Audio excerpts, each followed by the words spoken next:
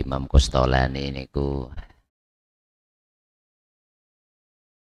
berkali-kali dawuh ma quri'a Sahihul Bukhari fi makanin illa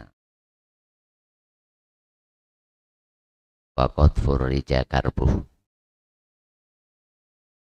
Tidak dibaca Sahih Bukhari di satu tempat kecuali insya Allah di tempat itu akan diangkat segala jenis bala cobaan dan akan dicurahkan segala rahmat dan kasih. Maka monggo dengan kita ngaji Sahih Bukhari semoga betul-betul menjadi sababiyah cobaan yang melanda bangsa kita, bangsa Indonesia segera bisa diangkat oleh Allah Subhanahu. Keluarga besar pondok, semua santri ngaji juga diberi kesehatan, selalu keselamatan untuk bisa ke depan menyelesaikan cita-cita mulia jadi hafid Quran yang amal. Amin Allahumma amin. Sore ini kita masuk bab baru, hadis baru. Bahkan untuk sore ini nanti kita bahas dunia hawa, kaum hawa nih mangke. Hadis yang spesifik menjelaskan tentang permasalahan kaum wanita. Bismillahirrahmanirrahim. Bab kufranul ashir wa kufrun ba'da kufrin. Oleh Imam Bukhari, bab yang mau kita bahas ini diberi judul kufranil ashir, kufur atau tidak menghargai suami, wa kufrun ba'da kufrin, dan istilah kufur setelah istilah kufur sebelumnya. Bismillahirrahmanirrahim. Haddatsana Abdullah ibnu Maslamah an Malikin an Zaid ibn Aslam an Atha ibn Yasarin an ibni Abbasin radhiyallahu anhuma qala qala an-nabiy sallallahu alaihi wasallam uritun nara fa idza aktsaru ahliha an-nisa'u yakfurna qila ayakfurna billah qal yakfurnal ashira wa yakfurnal ihsana law ahsanta ila ihdahunna dahra umma ra'at minka syai'a qalat ma ra'aitu minka khairan qattu. Haddatsana telah menceritakan kepada kami Abdullah ibnu Maslamah, Imam Abdullah bin Maslamah, an Malikin, dari Imam Malik, an Zaid bin Aslam, dari Imam Ibn Zaid bin Aslam, an Atha ibn Yasarin, dari Atha bin Yasar, an ibni Abbasin, dari sahabat Abdullah bin Abbas. Ini nanti tanpa melihat nama tadi, khusus hadis ini Imam Bukhari memakai redaksi periwayatan jadi satu, cuma an sampai 4 kali. An itu artinya dari, from. Tetapi oleh Imam Bukhari, walaupun pakai an dari, antara rawi guru dan rawi murid itu nanti wajib, walaupun pakai an, satu, secara usia, secara masa hidupnya tidak pernah tabrakan atau kemungkinan bertemu. Yang kedua, bahkan memang wajib sudah pernah bertemu. Contoh jangan sampai dari dalam periwayatan itu kudu teliti. Jadi setiap nama ngeten iki saderenge dicantumke niku dicari biografine. Kapan lahirnya, kapan meninggalnya.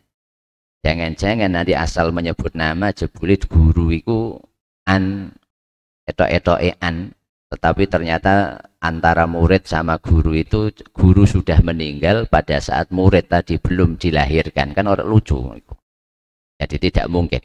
Jadi ada syarat-syarat walaupun pakai itu, walaupun nanti di bawah sami itu, di bawah hadasani, di bawah akhbaroni, tetapi tetap ada syarat bahwa antar murid dan guru yang disebut di rangkaian sanad itu harus sudah pernah, memang betul-betul pernah bertemu. Tidak cuma kemungkinan bertemu, tetapi harus pernah. Contoh ngeten lho maksudnya. Contoh ojo kula, langsung saya mengatakan hadasani Asy-Syaikh Raden Asnawi. Itu kan ya tidak mungkin, sebab pada saat Simbah Yai Asnawi kapundhut, Mbak Asnawi kula lagi apa iku burung lahir. Kecuali kalau seandainya hadasani Syekh Muhammad Arwani Amin. Itu kan ketika Simbah Yai Arwani masih sugeng, saya sudah lahir dan sudah masa balik. Walaupun itu berarti ada kemungkinan bertemu. Sebab pada saat Simbah Arwani Amin ini kapundhut tahun 94, kula kelas aliyah. Saya kelas aliyah. Maka ada kemungkinan anak sing 1 2 3 4 5 6 7 8 9 dereng lahir. Sampun kalih tetambah 2 belakang dereng jelas malah dereng lahir. Dereng moyo-moyo. Kecuali Pak Amin wis lahir suwi. Nggih. Tetapi ngoten niku kemungkinan bertemu tidak serta merta lalu diterima periwayatan. Nanti diteliti betul-betul apakah saya kula niki pernah mendengar hadis-hadis dari Simbah Yai Arwani. Nanti carane. Bareng diteliti, ya Allah ternyata pada Mbak Arwani itu beberapa tahun terakhir sebelum kapundhut itu sudah dalam kondisi sarean. Artinya pada saat beliau beberapa tahun terakhir sudah tidak secara fisik tidak mengajar, tidak mentransfer ngaji kepada santri-santri. Berarti akhirnya diteliti, oh ya Ranto, kecuali kalau masalah yang kemarin memberi doa restu, nah itu memang betul mutasir. Ampun. Ani bin Abbasin dari sahabat Abdullah bin Abbas ia berkata qala Nabi sallallahu alaihi wasallam, baginda Nabi bersabda. Kita artikan apa adanya, jenengan ojo protes sik, tak kandhani sik, ojo protes sik, nah nggih nek dengar terjemahan hadis niki mangke kita terangkan di akhir. Uri tunnaro, Nabi bersabda, sedurunge jenengan wajah-wajah menyiapkan untuk roda protes. Lihat, niki adalah hadis Sahih Bukhari. Berarti kualitas hadisnya itu tingkat akurasinya nomor wahid. Nomor wahid kok ora kok Hyundai ora. Niki artinya berarti hadis ini jelas sahih. Kalau jelas sahih berarti itu betul-betul sabda baginda Nabi. Cuma nanti permasalahan sedikit pada saat ada beberapa redaksi hadis yang secara harfiah, secara secara letterlek itu ternyata bahasa Belanda. Biasanya angel bahasa Belanda letter jik, kita ke BJIK. Ternyata letterlek itu bahasa Belanda.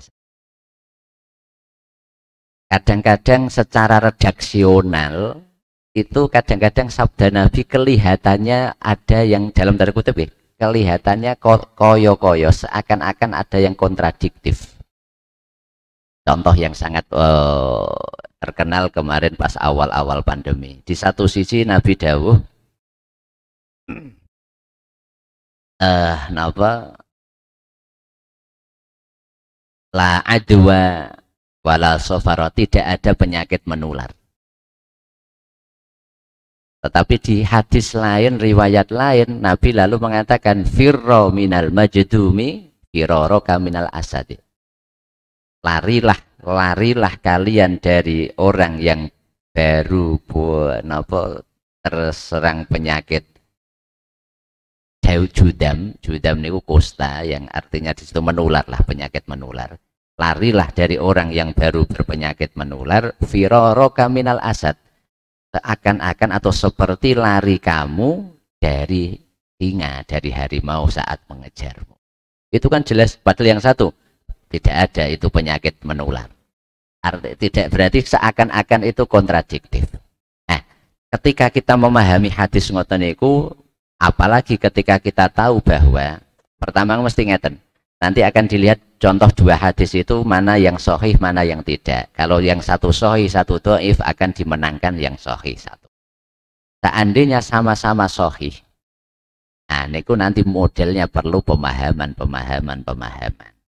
Sama seperti pada saat kita mengaji ayat yang mutasyabihat, kullu man 'alaiha fan wa yabqa wajhu rabbika dzul jalali wal ikram. Wajhu rabbika, semua alam semesta akan hancur, akan selesai, kecuali yang masih langgeng, wa yabqa, dan masih kekal, wajhu rabbika. Kalau kita artikan apa nanti, wajah Tuhanmu dzul jalali wal ikram. Ini nanti juga perlu pemahaman ketika memahami ayat mutasyabihat. Sama dengan hadis. Nah, istilah hadis tadi yang seperti seakan-akan kontradiktif itu, dalam kajian hadis disebut mukhtalaful ahadis atau mukhtalaful ahadis. Nanti ada kitab khusus atau jilid niku membahas itu. Termasuk nanti hadis yang mau kita baca ini sedikit banyak nanti akan perlu penjelasan. Pernah ngaji ki dino iki lalu dengan pahami apa adanya, saya seorang yang ngaji. Wah, ngaji temenanan malah ditindir. Kalau baca niki dawuh Kanjeng Nabi, tak waca apanane lho iki, tak waca apanane. Bismillahirrahmanirrahim. Uritun naro, aku diperlihatkan neraka. Fa'idha aktsaru ahliha, dan ternyata Nabi kaget nih asale. Dan ternyata mayoritas penduduknya an-nisa'u, apa iki wong lanang? An-nisa'u kaum hawa. Niki hati-hati lho iki. Mulane iki alun-alun sik, tak kandhani sik sedurunge kok. Sukses lah, ngaji temenanan malah masuk neraka malah. Dan makanya penjelasannya nanti harus dijelaskan, dan sudah pun tak mukodimai, makanya ojo kuatir. Uri itu aku diperlihatkan an-naro neraka. Jadi uri itu diweruhke sapa ingsun an-naro ing neraka. Aida aktsaru ahliha,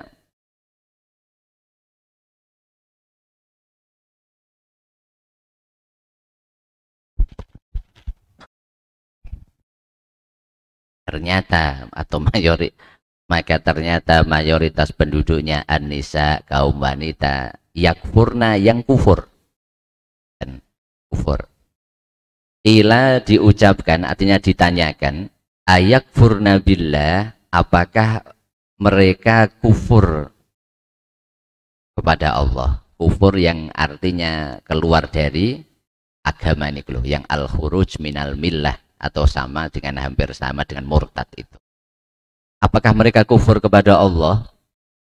Qala, Nabi menjawab, yakfurnal ashira, mereka mengkufuri suami, mengkufuri.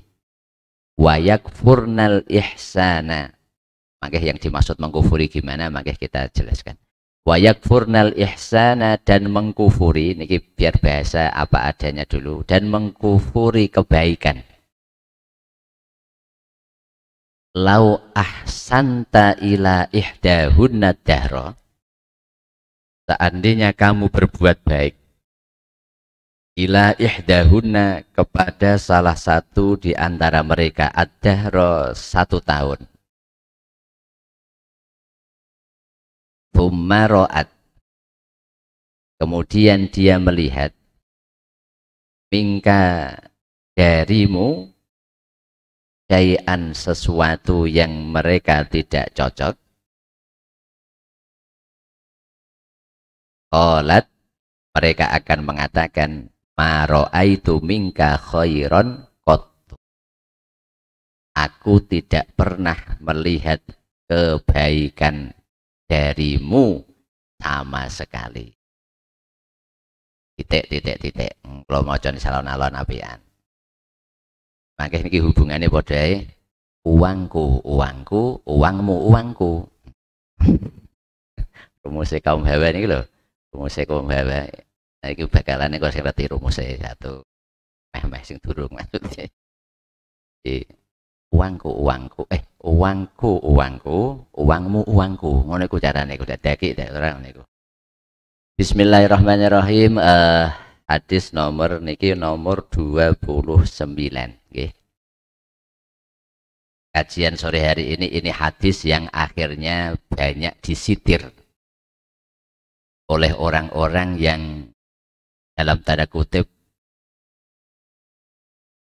tidak suka dengan indahnya Islam, lalu menemukan beberapa hadis, di antaranya hadis ini nanti, lalu dibuat untuk senjata menyerang Islam.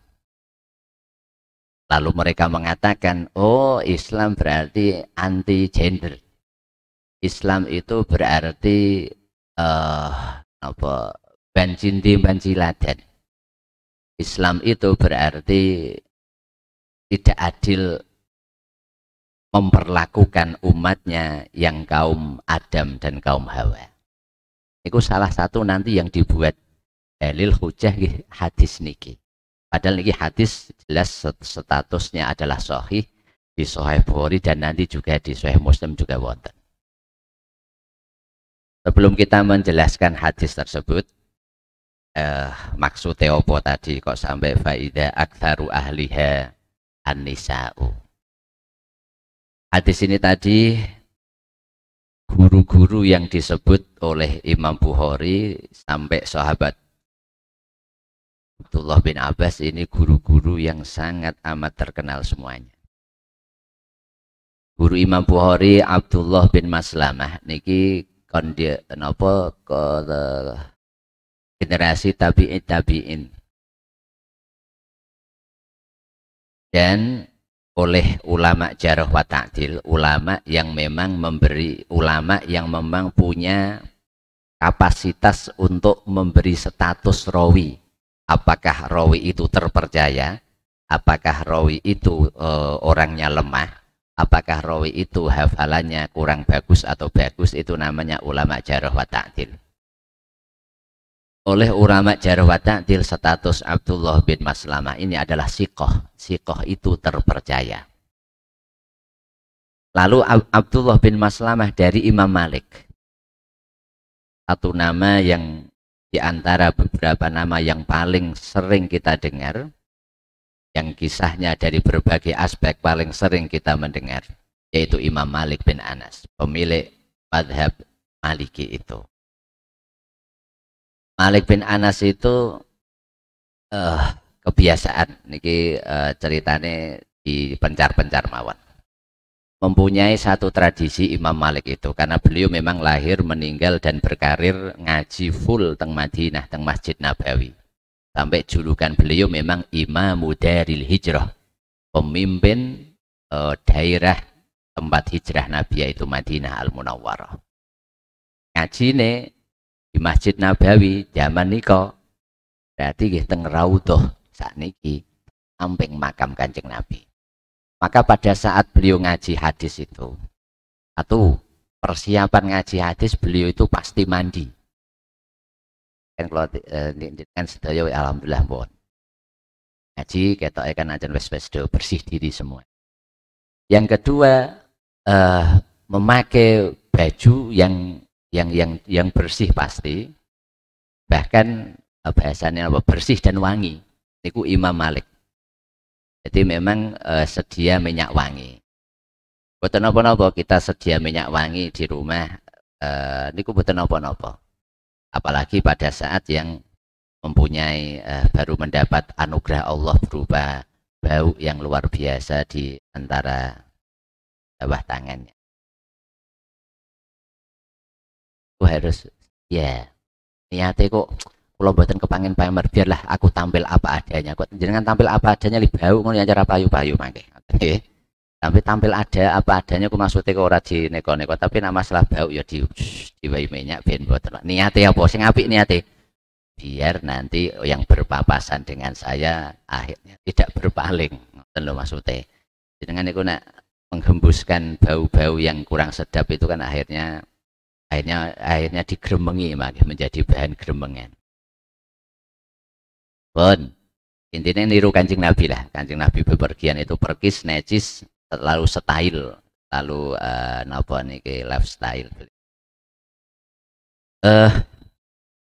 Beliau niku sebelum ngaji pasti mandi, lalu pakai baju yang bersih, rapi dan wangi.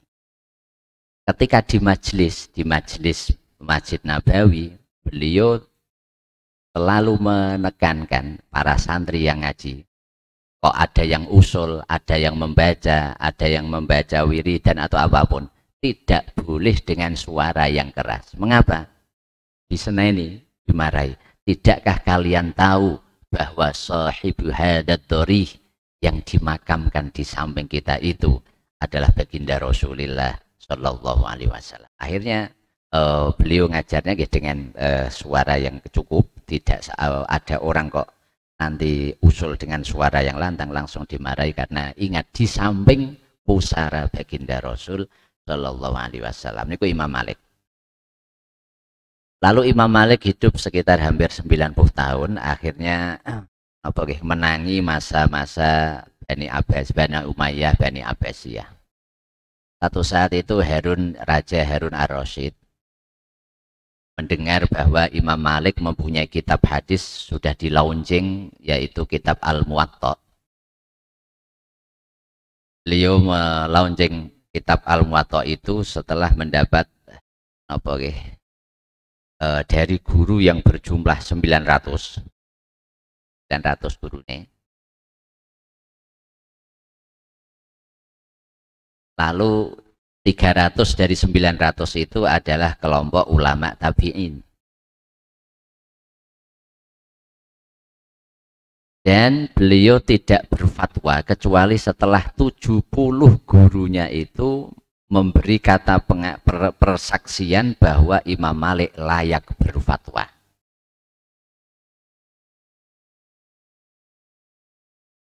Akhirnya ketika mendengar Imam Malik mempunyai kitab Muwatta, Harun ar-Rasyid sang raja pada saat itu, khalifah, itu ngutus abdi dalam disuruh sowan Imam Malik dengan tujuan mengundang Imam Malik datang ke istana untuk membacakan Muwatta beliau, kitab Muwatta beliau di hadapan raja dan semua punggawa kerajaan. Pada saat itu, ini di satu sisi kan baik, ini satu sisi baik.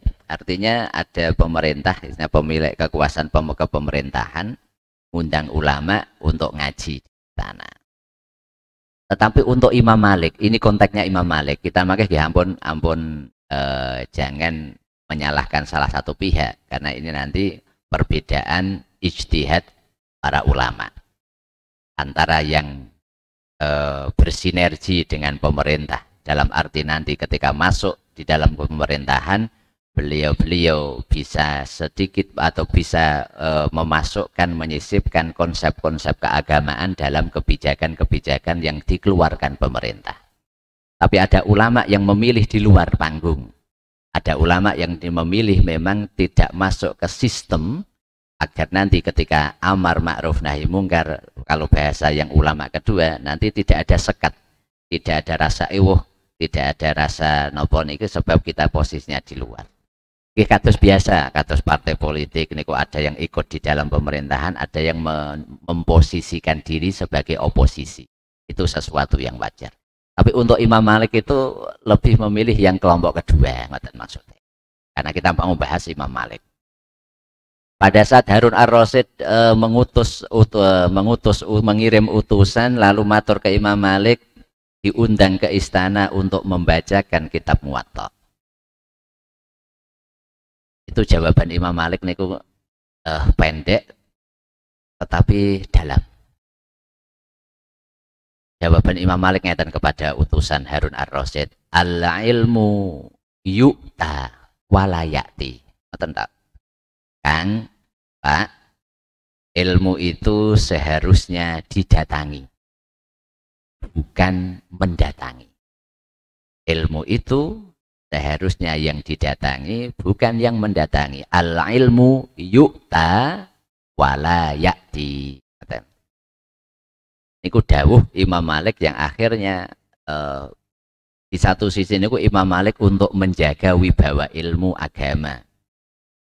Biar ilmu agama nanti memang tersampaikan tadi, menyampaikannya, persiapan menyampaikannya sudah mandi dulu, bersih diri dulu, memakai baju pakaian yang baik, yang bersih, yang wangi.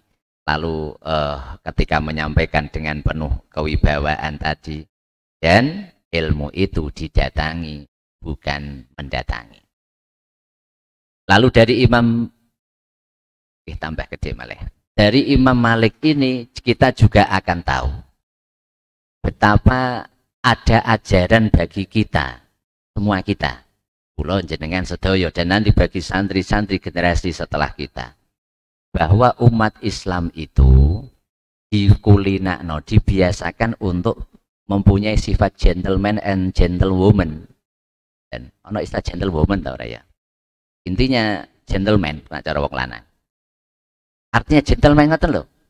Kita berdiri di atas kebenaran, tetapi pada saat kita salah, pada saat kita tergelincir pada satu kesalahan, maka kita dengan berbesar hati kita mengakui kesalahan itu, tidak harus ditutup-tutupi, apalagi mengingkarinya. Itu gentleman. Gentleman itu contohnya nak zaman sahabat nih kok saat derenge Imam Malik. Gentleman itu nak zamane sahabat, pada saat sahabat Abu Dzar niku dereng kenal kalian, dereng kenal dengan sahabat Bilal. Delalah pada saat itu sowan ke Sayyidina Umar. Maka ketika tahu ada sahabat Bilal, wong Bilal niku Al-Habasyi, Bilal niku Al-Habsyi, artinya Bilal itu dari kota Habasyah. Habasyah itu yang dari niki, yang di Kornel Afriki, tanduk Afrika, maka Somalia, Eritrea. Otomatis secara umum memang black sweet. Secara umum itu kulit beliau, daerah niku memang negara Habsyah ini memang hitam. Hitam temenan nih loh. Temenan. Ketika tahu ada Bilal ini, sahabat Bilal, maka dengan serta-merta Abu Dzar menjawab, ya aswatal. Mana niku pripun? Wahai yang berkulit hitam, ini kemari. Ya Allah. Akhirnya sahabat Bilal tidak menjawab, dia cuma tersenyum, tetapi yang menjawab dengan penuh kemarahan adalah sahabat Umar bin Khattab. Ketika tahu ada seseorang memanggil seseorang yang lain dengan masalah perbedaan warna kulit, maka Umar langsung marah, ingin menegaskan Islam tidak memandang warna kulit. Yang dipandang innallaha, dalam hadis innallaha la yanzuru ila suwarikum wala alwanikum walakin yanzuru ila a'mal wa qulubikum. Allah itu tidak akan memandang dari warna kulit dan bentuk fisik kalian, tapi yang di standar yang dimiliki Allah adalah amal dan prestasi ibadah kalian. Akhirnya langsung dimarahi itu sahabat Abu Dzar pada saat itu.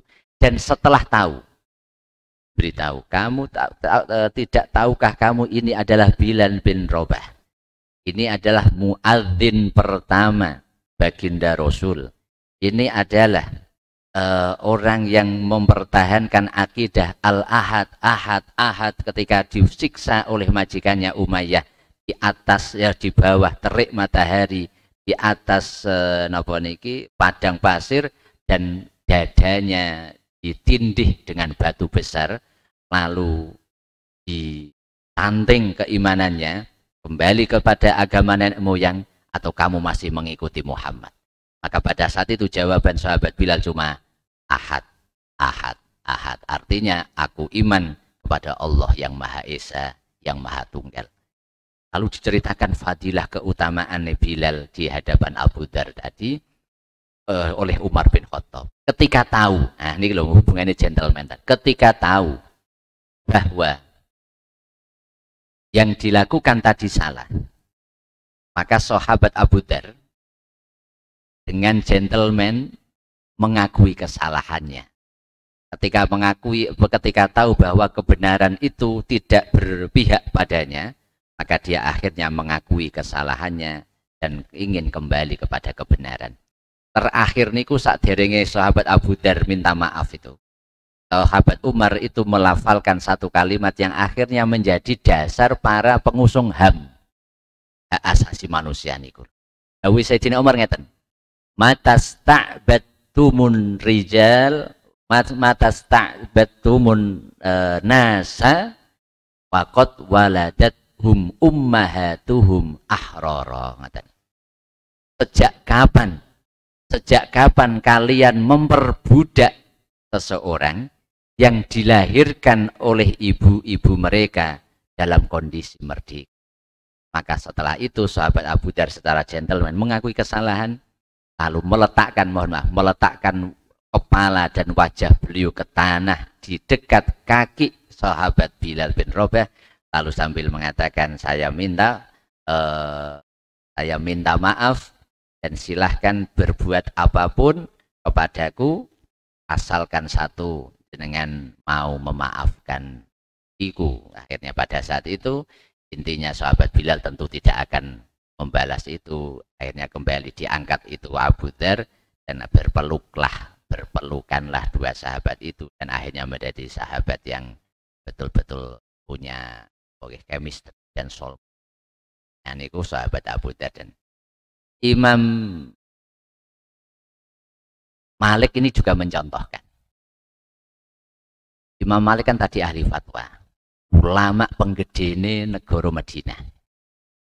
Tapi satu saat di majelis niku delalah. Saat satu majelis itu delalah niku para santri niku dari rumah niku menyiapkan pertanyaan. Memang dengan punya permasalahan lalu ingin ditanyakan, dikonsultasikan kepada Imam Malik. Nah, di majelis niku tidak kurang oleh sekretaris beliau yang santri kinasih, yang setiap fatwa jawaban itu dicatat. Zaman tempo dulu meniku setiap imam ngoten niku selalu gadah Islam macam sekretaris pribadi untuk menulis materi yang disampaikan dalam pengajian, dan itu nanti akhirnya menjadi kitab. Pada saat majelis itu tidak kurang dari 40 pertanyaan disampaikan kepada Imam Malik dan dimintakan jawaban. Lalu pada saat itu delalah meleh Imam Malik dari 40 pertanyaan itu, ini imam besar saestu, niku yang dijawab spontan di majelis niku cuma 4 pertanyaan. Berarti yang 36 pertanyaan niku dijawab nopo? La adri, I don't know, saya belum tahu jawabannya. Padahal ini adalah imam besar yang selama ini dikenal oleh penduduk dunia niku nopo kelas berate ulama tempo dulu pada saat itu. Lalu akhirnya ada sebagian santri yang di dekat beliau itu matur, Imam, tidak ewohkah, tidak malukah panjenengan menjawab tidak tahu di depan majelis yang di situ ada ribuan santri, ribuan murid dari berbagai negara, dari berbagai wilayah. Jenengan iku imame Madinah kok malah jawab ora reti. Iku tidak menjadikan nanti tidak khawatirkah panjenengan nanti prestis dan harga diri panjenengan jatuh karena tidak bisa menjawab pertanyaan di majelis tadi. Maka pada saat itu Imam Malik memberi pembelajaran kepada kita. Imam Malik memberi konsep-konsep Islam yang seharusnya kita genggam, kita pakai, kita laksanakan. Maka pada saat itu Imam Malik jawab, ngeten Bu, Pak. Pada saat itu Imam Malik menjawab, kaifa astahyi mimma la tastahyi bihi malaikah. Mengapa aku harus malu? Mengapa aku harus malu melakukan sesuatu yang para malaikat sendiri juga tidak malu kok? Imam Malik itu menyitir, sebetulnya menyitir kisah para malaikat pada saat mendengar Allah akan mengutus Nabiullah Adam dan mengangkat Nabi Adam menjadi khalifah. Awal-awal surat Baqarah niku bagian kiri. Wa idz qala rabbuka lil malaikati inni ja'ilun fil ardi khalifah. Pada saat Allah berkata kepada malaikat di alam sana, di alam atas sana, kepada malaikat, aku akan menciptakan khalifah di muka bumi, namanya Adam. Akhirnya malaikat dalam bahasa kasarnya rada protes. Karena tahu bahwa Nabi Adam itu diciptakan Allah dari unsur beraneka ragam. Ada unsur aklani, ruhani, juga ada syahwani. Ada unsur, ada akal, tapi juga ada syahwat. Ada unsur malaikat, ada nur, tapi juga ada unsur hawa nafsu. Akhirnya malaikat kan jawab, "Lho niku khalifah, jenengan kok mengangkat khalifah, padahal manusia itu punya unsur untuk saling berperang, saling bertengkar, bahkan menumpahkan darah, watas fikut dima."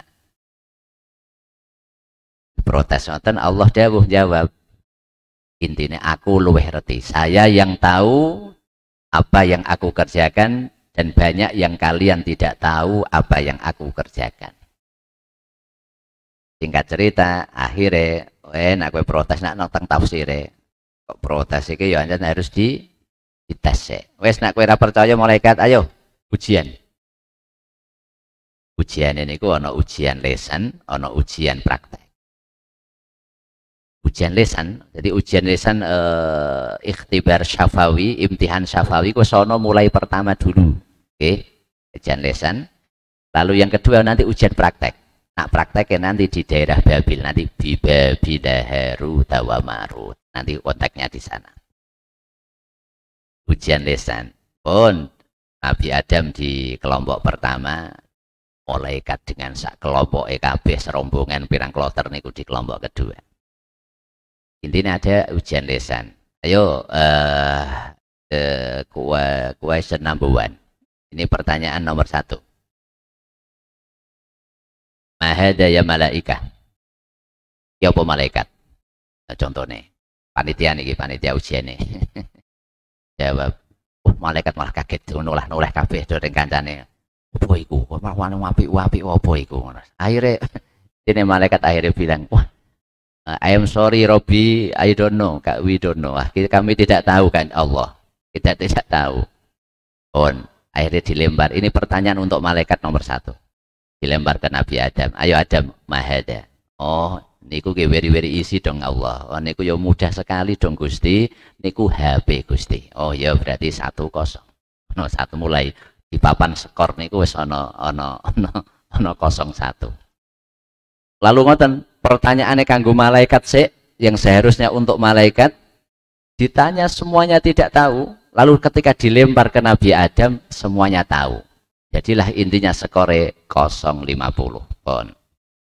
Setelah itu ganti pertanyaan yang khusus Nabi Adam, untuk Nabi Adam. Ditanya soal 1 sampai 50, langsung dijawab semua Nabi Adam. Akhirnya aja skor ya 0-100 untuk Nabi Adam. Sebab Allah itu Allah ya Allah. Sebelum tas ngene ku Nabi Adam wis duwe ilmu, wa 'allama Adamal asma'a kullaha. Jadi sebelum dilaksanakan ujian itu, memang Kanjeng Nabi Adam sudah diberi ilmu oleh Allah tentang nama-nama segala hal. Jadi ketika ditanya what it is, ya mudah sekali bagi Nabi Adam. Ketika tahu itu, nah kata loh, ini hubungannya gentleman tadi.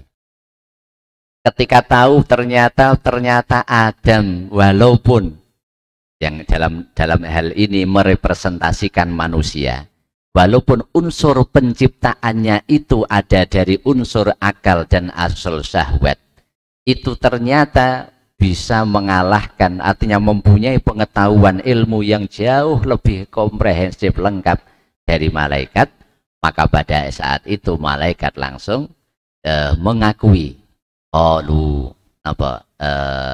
subhanaka la ilma lana illa ma 'allamtana innaka antal alimul hakim. Maha suci engkau wahai Allah. Subhanaka la ilma lana. Ternyata kami tidak mempunyai ilmu, tidak mempunyai pengetahuan illa ma 'allamtana, kecuali yang sudah yang sudah engkau beritahu kami tentang pengetahuan tersebut. Ngakoni bahwa Nabi Adam di atas mereka. Maka pada saat itu lalu Allah menyuruh para malaikat untuk sujud ke Nabi Adam. Maka pada saat itu para malaikat juga fasajadal malaikatu kulluhum.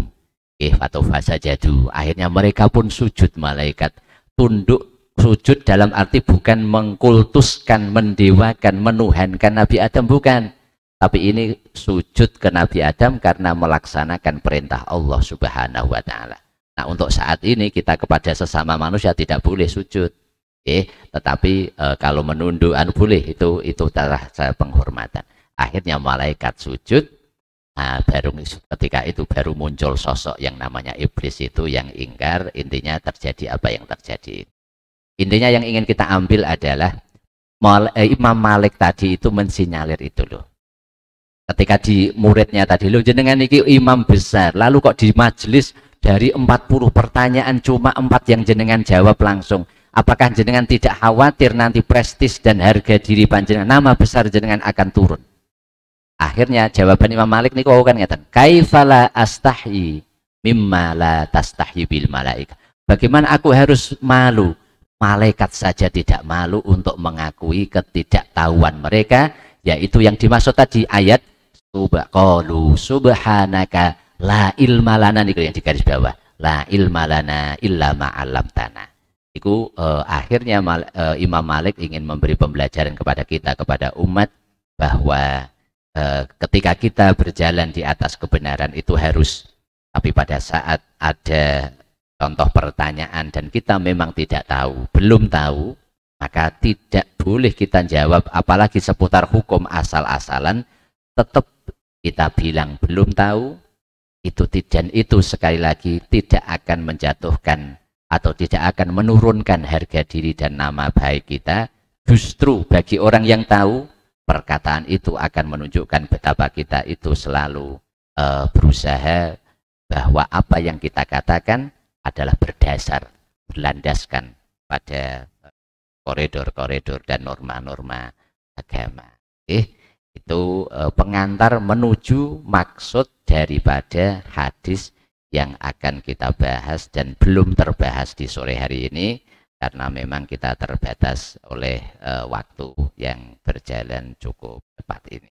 Nanti untuk maksud hadisnya berarti khusus hadis ini spesial betul. Biasanya satu hadis satu pertemuan, ini satu hadis 2 pertemuan. Niku sebab apa? Sing dibahas niku spesial, akhirnya ya pembahasannya spesial. Medeni wong mari kita kira. Mangke dengan mulai niku ya apa maksudnya kok neraka malah ora doyan mangke jenengan. Intinya nanti insya Allah kita bahas, kita lanjutkan biar sedikit hal-hal yang mungkin menjadi pertanyaan seputar hadis itu nanti bisa tercairkan dalam keterangan-keterangan para ulama, yang kita sampaikan kepada jenengan mangke. Uritun naro fa ida aktsaru ahlihan nisa'u yakfurna wallahu a'lam bissawab. Bismillahirrahmanirrahim. Alhamdulillahirabbil alamin. Allahumma anfa'na bima 'allamtana wa 'allimna ma yanfa'una wa zidna ilma. Allahumma hdina wahdi bina waj'alna sababan liman ihtada. Ij'al majlisana hada majlisan marhuma wa tafarruqana min ba'dihi tafarruqan mubarakan ma'suma. La taj'al fina wala bainana wala ma'ana syaqiyya wala mahruma. Rabbana atina fid dunya hasanah wa fil akhirati hasanah wa qina adzaban nar. Wa sallallahu ala sayyidina Muhammadin wa ala alihi wa sahbihi wa sallam. Walhamdulillahi rabbil alamin. Bisirril Fatihah. Bismillahirrahmanirrahim.